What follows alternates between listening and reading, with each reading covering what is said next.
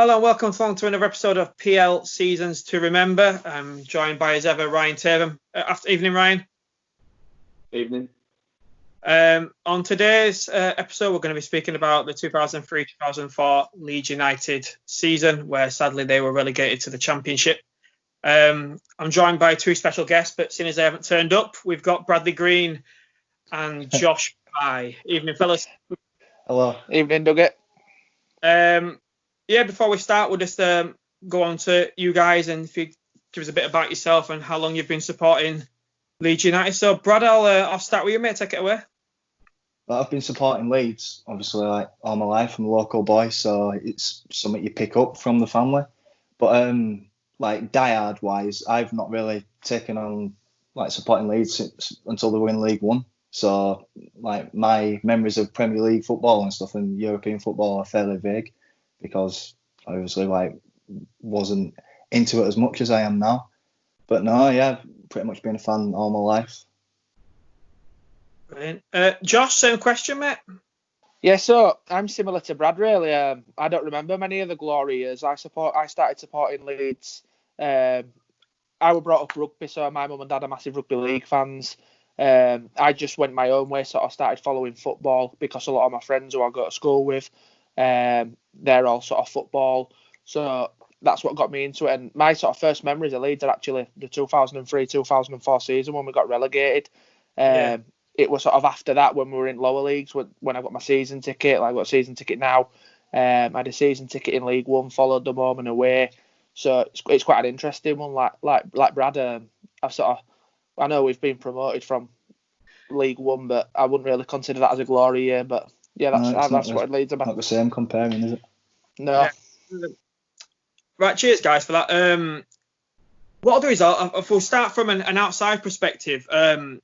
T, we were looking at the 03-04 season.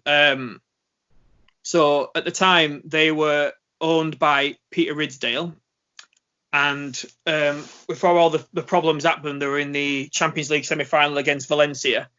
So as it stands, they took out 2 loans and expecting that they were going to be in the Champions League for consecutive seasons, but that failed to happen because I think a lot of the times they were finding themselves in relegation battles. What do you remember from that team, T? And what did you think of that particular season for Leeds United? Would you say being the Champions League was a bit of a hindrance in the end? I'm not sure. I was just how I remember it is that obviously Leeds were one of the sort of top teams in the country, like early 2000s, and they were always around like top 5, or definitely top half, and they were definitely one of the teams in contention for Champions League places. And they did have like a cracking team at the time, like Mark Viduka and Harry Kewell, all these lot. And then out of nowhere, they just seemed to sort of drop off. You do find that sometimes with football is that if things aren't right off the pitch, then it does then transfer to on the pitch, no matter sometimes how good the side is. And I think that's a lot to do with why Leeds fell down as they did, because they did just escape relegation the year before, late on with that win at Arsenal, and then the year after it was just, that's where they went down, obviously. But I wouldn't have said it's a hindrance. I think, like, obviously at the time Leeds were definitely one of they are a massive club, so they were in contention for Champions League. That's what all top clubs want to aim for. So I just think it were mismanagement from the boards, spending too much on players and they couldn't sustain it. And then that's it's a downward spiral from there, really. Yeah. Brad, if I can come to you next. So I know you said that you wasn't really into football as much then, but I'm pretty sure now you've gone back and seen a lot from then and probably learned a lot from that. Would you, same question to you really, would you sort of say it was mismanagement from above to the reasons to why Leeds sort of declined and started to sell the best players? Like you were saying, it's one of those things, isn't it? Like, if things aren't right, like within the club, it can spiral onto the pitch. And obviously like club like suffered because of that. Josh, same question, mate. Same question to you on that as well. Yeah, so obviously I know we see a lot these days in lower leagues of like football clubs sort of going into free for all financially. And I think we were really the first big club for that to happen to. And like you mentioned there in the earlier part, we were borrowing money based on us getting in at Champions League consecutively. And it was just a matter of time before that didn't happen. And the after effect of that were always going to be what it's led to. So like literally the club going into free for all. It were a complete mismanagement that nearly completely destroyed the club. Yeah, I mean, I'm just looking at some of the names who sort of went. So really big names, really big characters. So you had Rio Ferdinand went for £30 million, and off the back of that, there was a disagreement between Ridsdale and David O'Leary, which ended up seeing David O'Leary lose his job. Would you say David O'Leary lost his job not just because of Leeds' performances, but of selling the best players, T? I think he was just they were always going to be a casualty, because I think even though it wasn't really his fault why things were being mismanaged at the board level, but I think sometimes when things are going wrong, on the pitch, the board generally need to make a statement. I think to level with the fans, really, to sort of say, right, these results haven't been acceptable. They still need to have that sort of footballing side to it as well. Yeah. I do feel sorry for O'Leary, because I think he did, some great things with Leeds, and it's probably like their best success in like most recent years, really.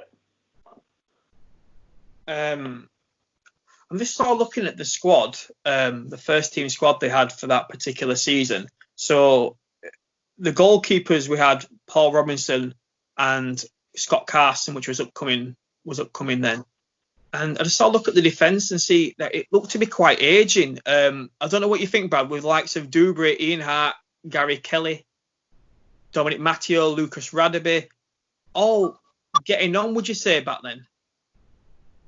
All getting on, yeah. But like you were touching on, like the money, like can't have been there to invest in the squad. Like if it's in trouble financially, so you have to like make do with the players that you've got. And these are players that were like pushing for Champions League, like a couple of seasons before. So I wouldn't put it down to like an aging squad that's like caused the team to be relegated. I would, also, Pye, looking at the strikers back then, they had Keogh, Sacco, Smith and Viduka. Now, if Smith and Viduka got injured, where would you see the goals would come from? And do you think that they didn't score enough goals that season? Hence the reason why they struggled, would you say? I think definitely, like you say, like obviously no disrespect to the other two, but Smith and Viduka were our centre forwards throughout many of the glory years as well. Like consistently, Viduka were the top scorer for Leeds in his Champions League season, in his UEFA Cup season. Like you say, then if one of them two or both of them two get injured, there's no strength in depth. Like similar to the back four thing you mentioned there, you got four defenders, brilliant defenders, all similar age. We became over dependent on the same group of players. And like you mentioned, there's a lack of strength in depth, and when you're playing sort of 3-4 competitions a season, you can't have that happen because you're just 1 or 2 injuries away from having a top 4 side to having a relegation side. Like it sounds extreme, but it literally was that. Yeah, and I think from my perspective, I felt for the Leeds fans more than anything, just because back then Ellen Road was packed out every single weekend. Probably have one of the best away support in the world, really. I mean, they probably have the best away support in the Championship at the moment. I just felt for them. I think I don't know what the ticket prices or the season ticket prices were like at Leeds United back then, but it's difficult to have a team where you're paying a lot of money, but then all your best players are getting sold, so you're not really getting value for money, are you? I mean, Yeah. David Leary got sacked and they brought in Terry Venables. Terry Venables supposedly was told that Jonathan Woodgate wouldn't be sold, and then he was. Again, that's another big defender, big character in the team, T. Yeah, definitely. I think he was one of them, and it sort of spelled out what were happening at Leeds when players like Woodgate left, because they were coming through and they were highly rated at the time. But yeah, I think there's a lot of examples with players following, and it just all leading to a they were only going one way, really. Yeah. I think one of the biggest ones for me, being a Liverpool fan, is when we signed Harry Kewell the same season for £5 million. Now, yeah, that's what I mean, leading on to things like that. Harry Kewell should have cost a lot more than that. He was a very, very talented footballer and probably one of Leeds' best players. Probably one of the most creative players. Brad, how did it feel to lose such a massive talent, probably young talent at the time, to win the rival clubs like Liverpool?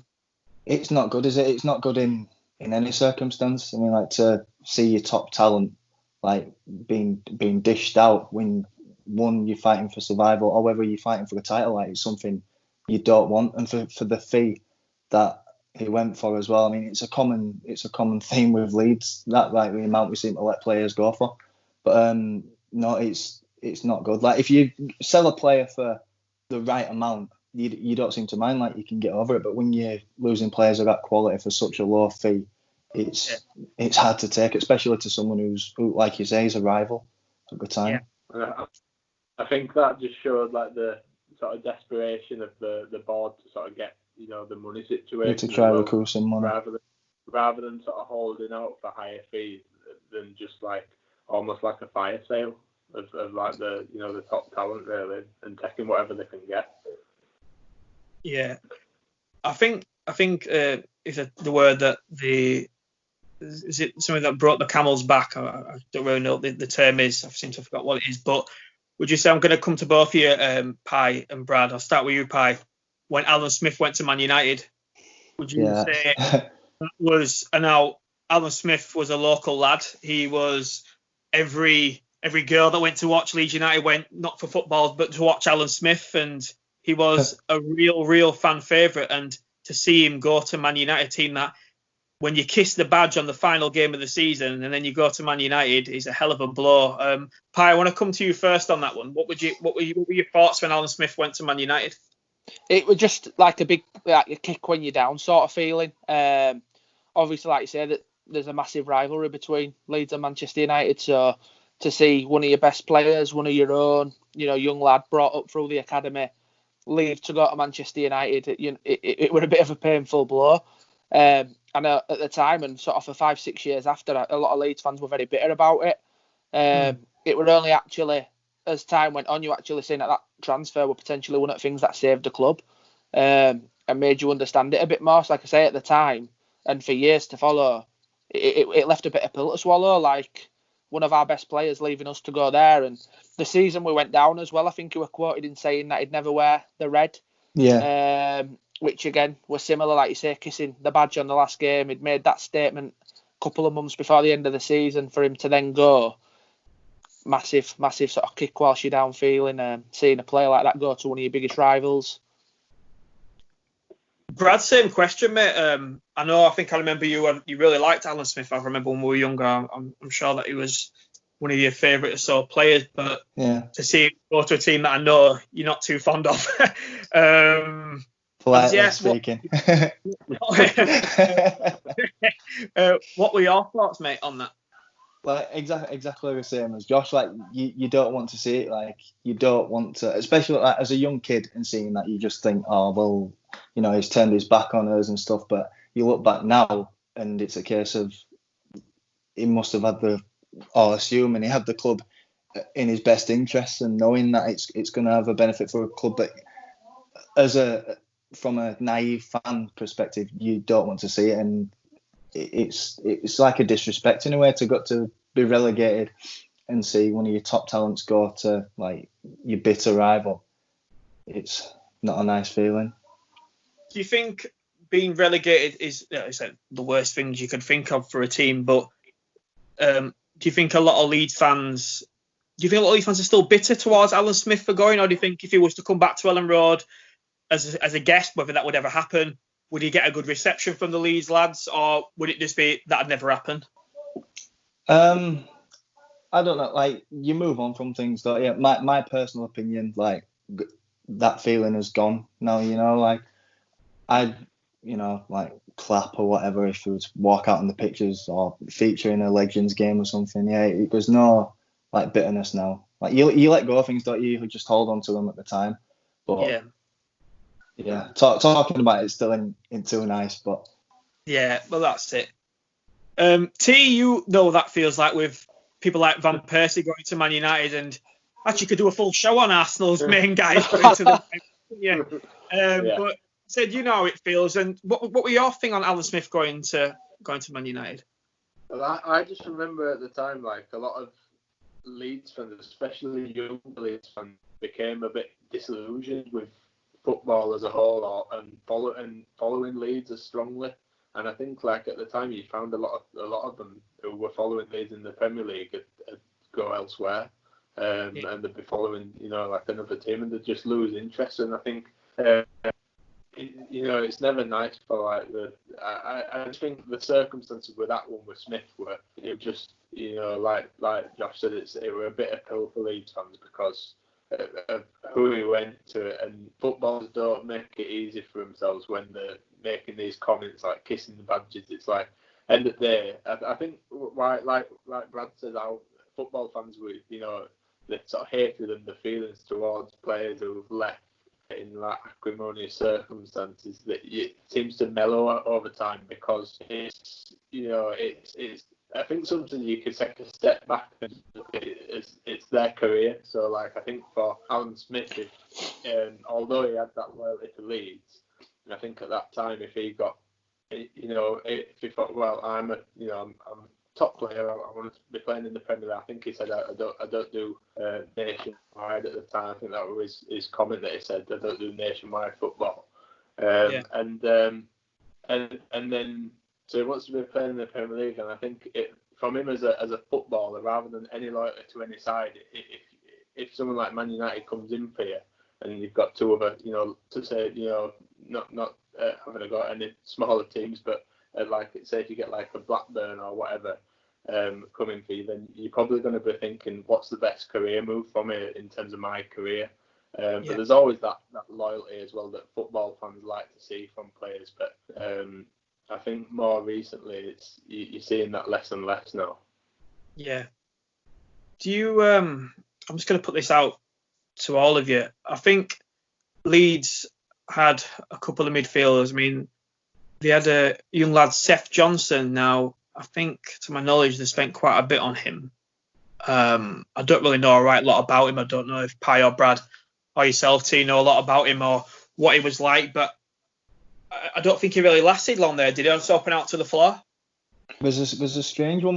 There's a bit of a backstory of it, isn't there, about like the salary he were offered, and apparently we were gonna ask for less, say, I don't know, 20,000 a week, but like we offered 30,000 a week or so. There was something like that where like he ended up getting more than it was supposed to get. But no, it won't. I think, like you say, the fee, I'm sure it was more than like 10 million. Yeah. Pye, do you remember Seth Johnson? Do you remember him as a player? So obviously I remember vaguely. I can remember the whole thing about you say like spending a lot of money on him at that time. Like I say, it goes back to the thing about mismanagement. There's examples of us selling players for next to nothing, and then buying players like that who maybe weren't worth anywhere near as much as we paid.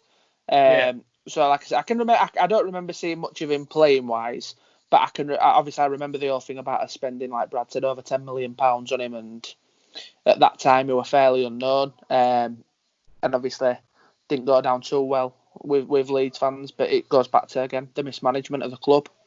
Yeah. I think there was one who I know very well now, in James Milner, where there was saying they were going to build a team around James Milner and then sold him. But again, that comes under poor management, whether they couldn't afford to keep him.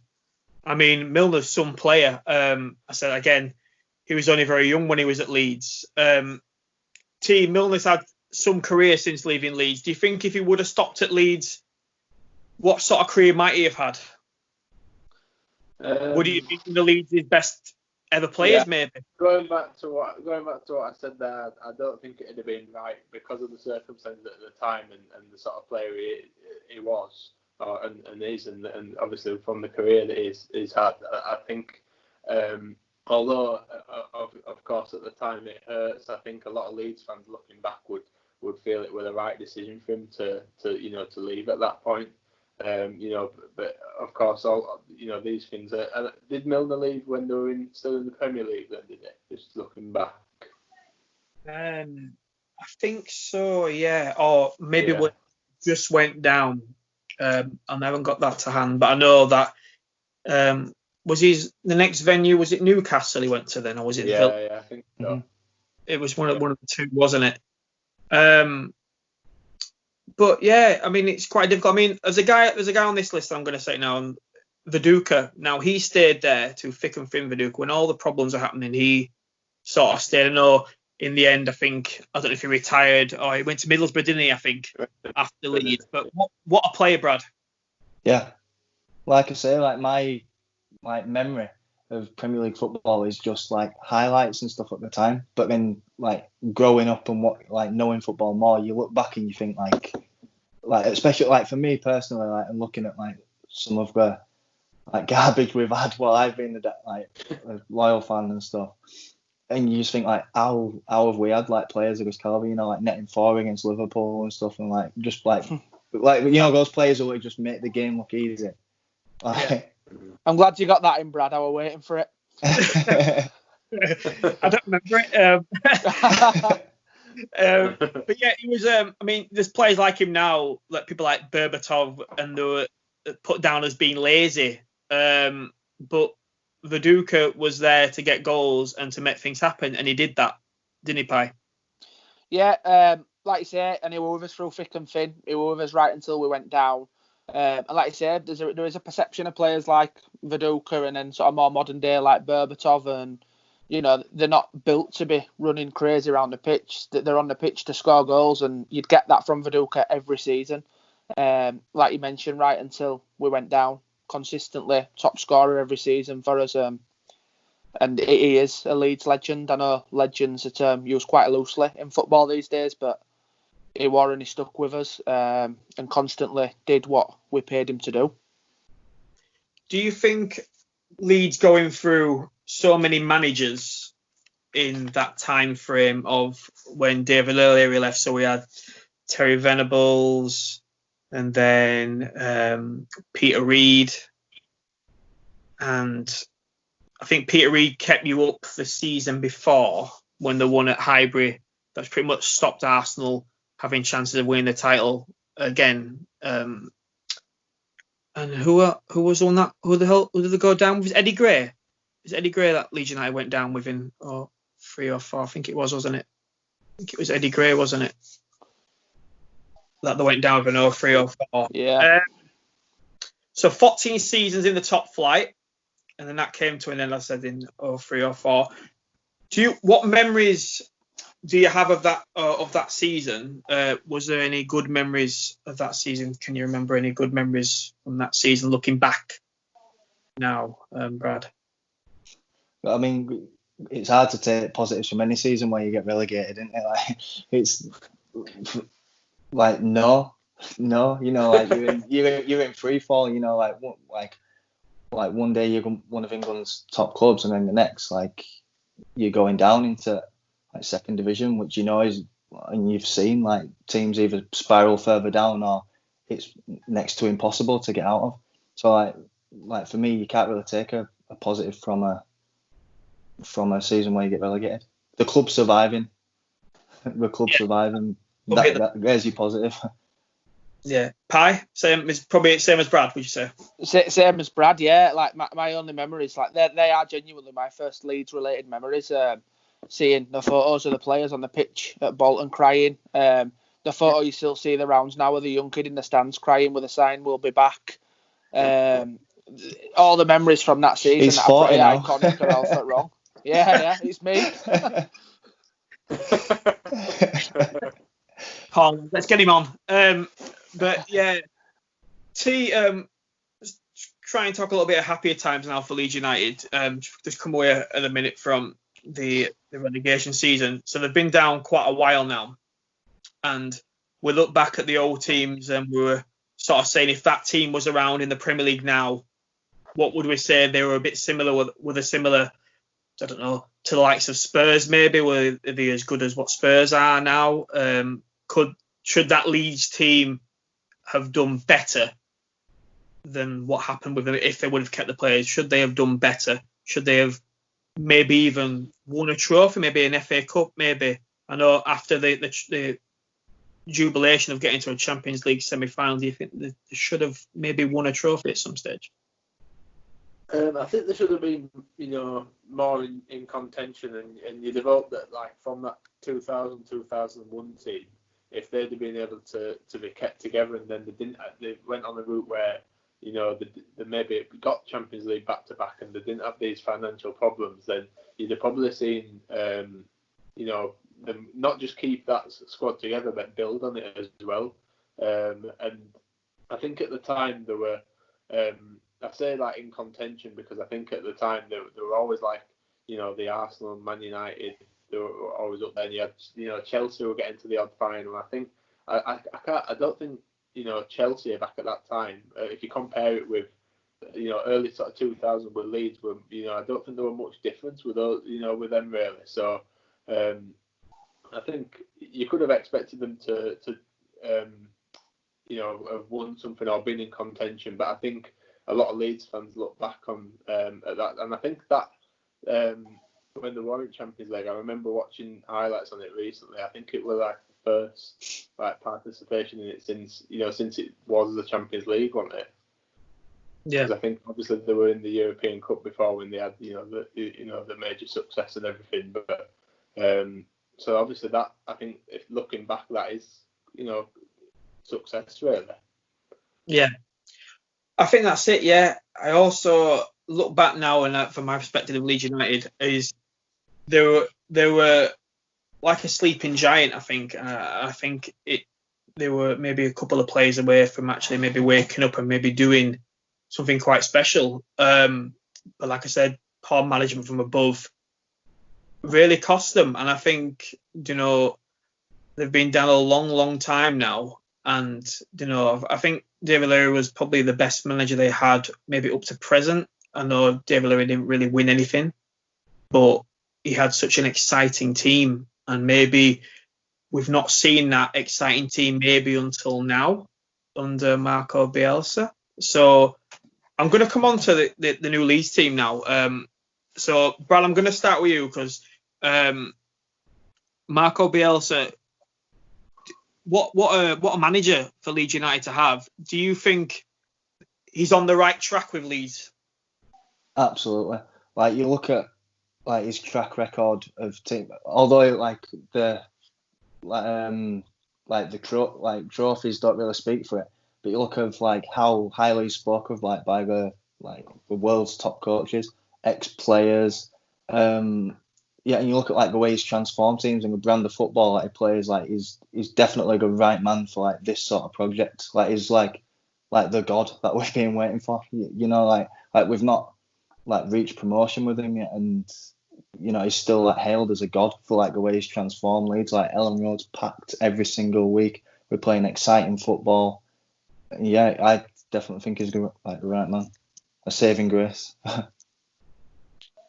Josh, same question, mate. Yeah, he's definitely brought the good times back. He's got the fans back. Like you mentioned, back in Premiership, we're selling out every week. That went away for 9-10 years. And now we're back to a point under Bielsa where we're selling out every week because we're seeing a style of football that the fans like watching. It keeps fans in, new fans who come watch us. You'll get a lot of kids. They come in and they see a Premiership style of play. Like, Tatham probably think I'm having a bit of a dig here, but like when we went to Arsenal, not many lower league teams will go to a Premiership team and do that. And I think a lot of it's just down to Bielsa. Like, his knowledge of football is so in depth. Like, he's brought levels out of players that, I'll be honest, I didn't know they had that level in them. Yeah.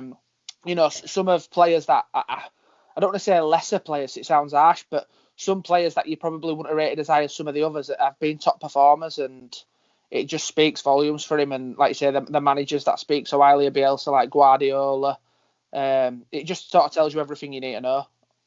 It just shows you, doesn't it, like how much difference a quality coach can make. Because I remember Vieira leaving Leeds, and there were an uproar on Twitter saying like Calvin should have gone. And then you look now, like one can't get a game for Sampdoria, and the other one's on like the brink of an England call-up, and it just shows you like the difference like a manager can make to like a player's overall ability. With family members supporting Leeds United, would you say, from their perspective, that it's exciting times coming for Leeds United? Oh yeah, definitely. Yeah, I think obviously just how they're talked about in general, like in the media as well. I think what's striking for me is like touching on what Brad said, with how the difference a coach can make is when the last 2 years where Leeds have been up there, and obviously this year they've been even better in the top of the league. But last year when they were top for some time and in that contention for promotion all the way, if you look back like the season before, like Josh and Brad have touched on, a lot of the players are like similar players. Like, it's not like he's come in and they've done like a Wolves, for example, and brought in all these Portuguese players who are like Premiership quality. He's done it through hard work and coaching and instilling his way of playing, and that you got to take your hat off to that really, because like Josh said, he's brought levels out of players that even Leeds fans didn't think that they had. So yeah, you got and obviously like you say, when we're having family members supporting Leeds, I like to see Leeds do well and stuff, and I think it'd be great to have them back in the Premier League, because I just look at it as if I'm watching a neutral game, say like Man United versus Leeds, or Man United versus another team, without no disrespect, but you'd rather watch as a neutral Man United v Leeds, because there's that needle between it, and they'll add so much to the Premier League. Yeah. Well, guys, before we wrap up, I just want to sort of get you a quick view on what's happening in football at the moment, and the way of the Project Restart from a Leeds United perspective. Brad, is it the Premier League needs to happen for Leeds to be promoted, and also the EFL to happen as well for Leeds to be promoted? Well, if they are to come through these next so many games they have left and finally get back to where they belong. Well, it's been said, hasn't it, in the last couple of days, that there will be like teams promoted and relegated from the like EFL, but I don't know if like what happens with teams going up from the EFL like depends, or is hung on whatever the Premier League do. But I mean, it's hard, isn't it, because like obviously we're in a great position, but we've been brilliant to be in that position, and some teams like haven't performed to be in like a worse position. So you feel for the teams that could potentially be relegated, but again, like with just 9 games to go, would you have saved yourself? You can look at it 100 ways, can't you? But I don't know. I think like we're definitely deserving of going up, just based on like performances and results and points per game. Josh, final question, mate. Same question to you as well. Yeah, I think sort of similar to what Brad said. We're top at league after 36, 37 games for a reason. After 16, 17 years at top flight, I know there'll be a lot of Leeds fans that say, just to end it, points per game. I want to see us do it properly. I want to see us play the last 9 games and go up, because you know what Leeds are like people say we're not a big club anymore. We are. We're talked about. If we go up on a points per game, it's going to be they've gone up and not even finished the season. I do want to see us do it properly. If I've got a choice of the two, I want us to finish the last 9 games. And like I say, a lot's going to depend on what happens with the Premiership. I know with the Championship, the testing's been done yesterday and today. So I'd imagine some of the results will drop down over the weekend, and then hopefully all being well. I know for Leeds, we're back in training Monday, so fingers crossed for some positive testing results. Yeah. Not literally, I mean like good testing results. Yeah, I get it. Final word before we wrap up on whether Leeds will be up come the next season. Yeah, I think obviously like the guys have said, I think obviously the points per game is the fairest way of, if they are going to curtail the season, that Leeds and West Brom are the ones that are they've got themselves into the position, and I think 75% or more of a season, like Brad said, is a fair reflection of where you are as a team, or how good you've been throughout that season. So I think I think a lot of it, it does hinge on what the Premier League decides, because they seem a little bit separate from the EFL. They're not under that umbrella. But I do think for that, the integrity of the competition, it needs to be all the way through the pyramid, really. Yeah. I think if I can just add something on that, which again, it might sound sort of quite surprising, but the only sort of thing I'd have sympathy with is for the Premiership, if the Premiership continues and say the Championship done, obviously 3 teams get relegated from Premiership, finishing a full season. Oh, yeah. And teams from Championship get promoted, not finishing even though that works massively in my favour, in that situation, I would understand why they'd feel aggrieved. Which is why I want to see it all restart, because I sort of think I would, if you were in a team that got relegated based on a full season and you were getting replaced by a team who've not finished their season, you would feel hard done to, and it's going to leave a bit of taste. So let's just hope we can get the Championship and Premiership back up and running as soon as possible. Well, guys, it's been great. I've really enjoyed listening to you all regarding Leeds United, and thank you, T. So if you can add us at PL Seasons to Remember on Twitter and PL Seasons to Remember at gmail.com. So my thanks to Brad and Josh. Thanks for coming on, guys. Appreciate it. And T as ever. And hopefully Leeds will be marching on together back to the Premier League again. From all of us, thank you very much, guys. Goodbye.